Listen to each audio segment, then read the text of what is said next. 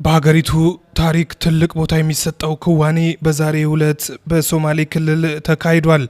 ኢትዮጵያ ወደ የምግብ ሉዓላዊነትና የኤነርጂ ነጻነት ጉዞዋን ይበልጥ አጠናክራለች። የኢትዮጵያ የረጅም ጊዜ የኤነርጂና የምግብ ሉዓላዊነት ጥያቄ የሚመልሱ ሁለት ግዙፍ ሜጋ ፕሮጀክቶች ዛሬ ተጀምረዋል።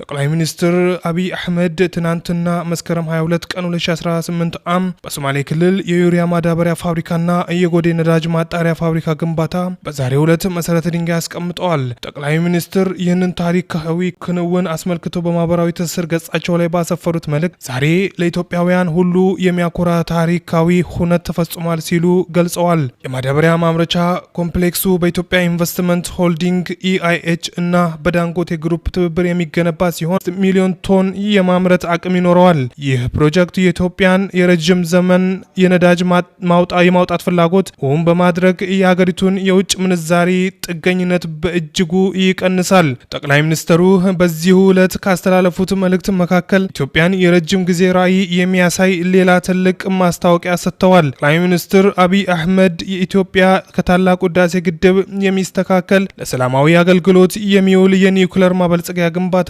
በቅርቡ እንደምትጀምር አስታውቀዋል። እነዚህ አሻጋሪ ፕሮጀክቶች የሀገር ውስጥ የስራ ዕድል ከመፍጠራቸው ባለፈም ኢትዮጵያ በዓለም አቀፍ ደረጃ በምርትና ምርታማነት ግንባር ቀደም ሀገራት ተርታ እንደምትሰለፍ ያግዛሉ።